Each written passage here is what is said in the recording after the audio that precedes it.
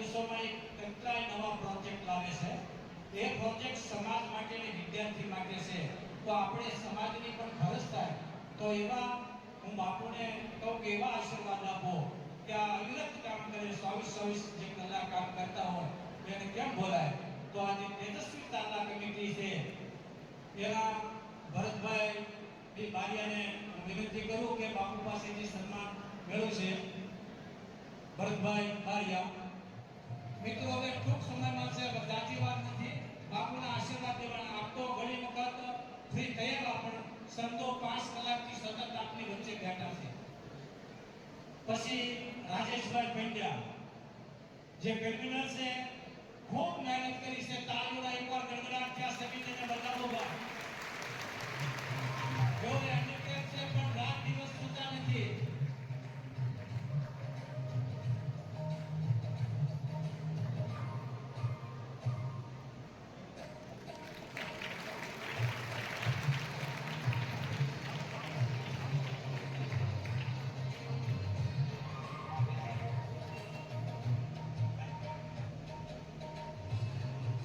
રાજેશભાઈ પંડ્યા, ભરતભાઈ બી પંડ્યા, ભરતભાઈ પંડ્યા સતત આમાં ટકાવારીમાં હું તમને કહું વેરીફાઈ કરવામાં સતત ધ્યાન રાખ્યું છે ઝીણી બાબતોમાં. પછી અરવિંદભાઈ ભટ્ટ, મોહનભાઈ જે બારિયા જે દાંડી સ્વીકારી ક્યુઆર નંબર આપો એની દીકરીનો અને દાન માટે સતત પ્રયત્નો કરતા રહ્યા મોહનભાઈ બારિયા, આશીષભાઈ દાંડલા, બાલકૃષ્ણભાઈ પાઠક પધારો, બાલકૃષ્ણભાઈજી પાઠક, અશ્વિનભાઈ જાની,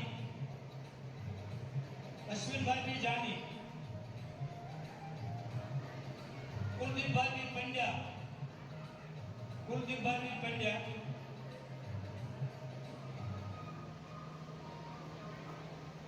અને સતત 5 કલાક જે એક ધારું સતત બોલ્યું છે એવા રાકેશભાઈ બારિયા, એન્કરિંગ કર્યું છે એવા રાકેશભાઈ બારિયા.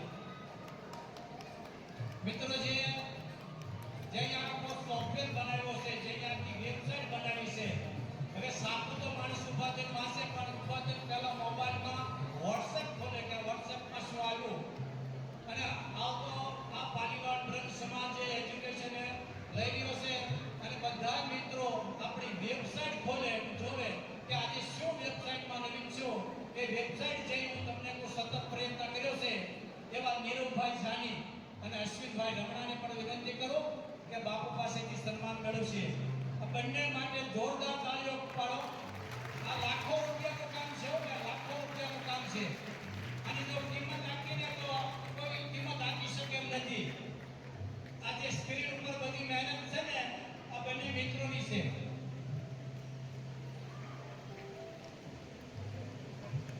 બસ હવે આપણે પૂજ્ય બાપુને વિનંતી કરીએ કે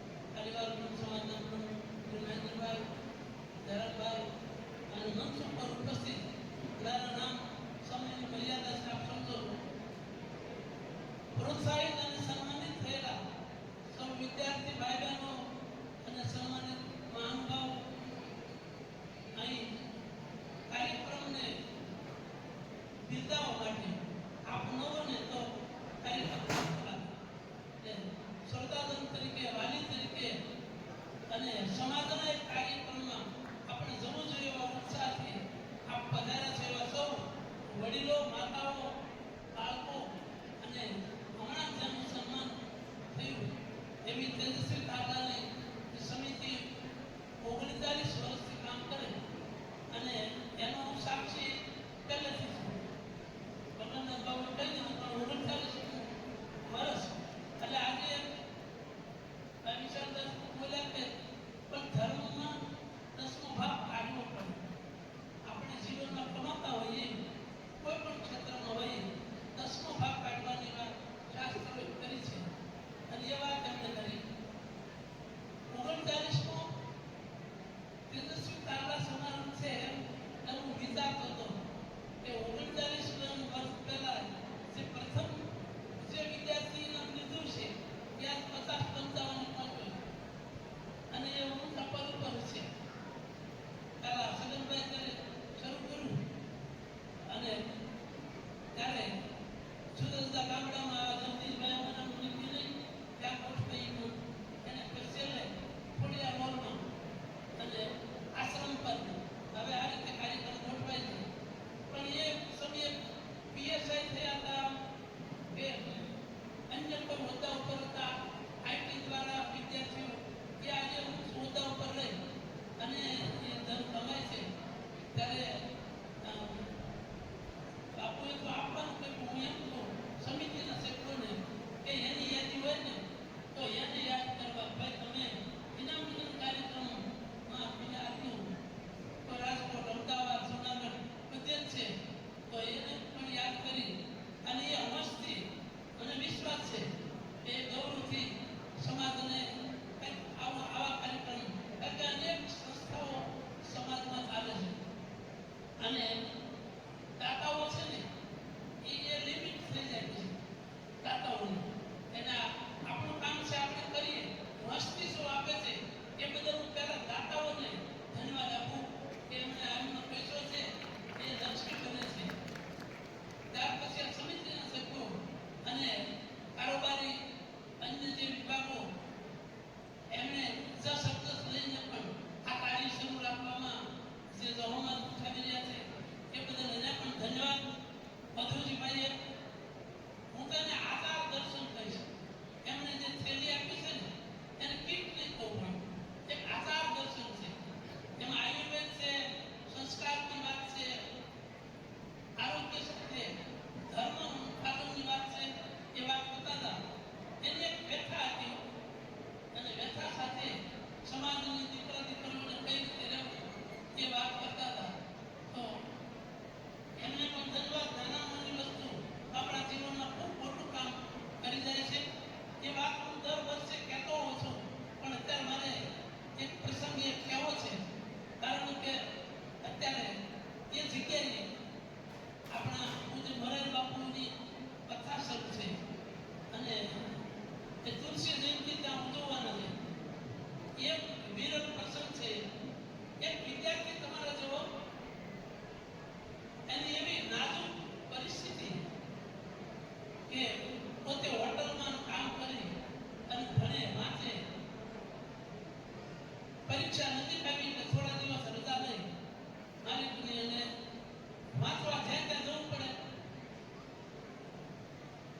વીજળીનો થાંભલો એની નીચે બેસીને વાંચતો હતો.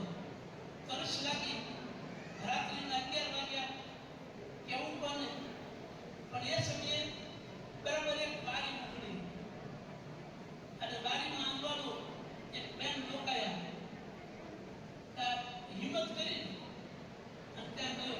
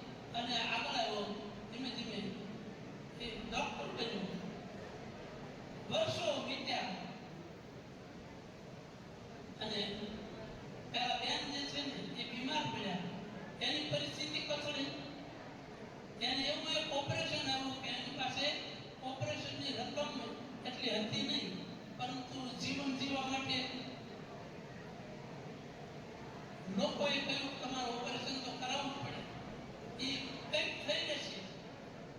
શું આ પ્રસંગમાં તમારા બંને વિશે કહું તો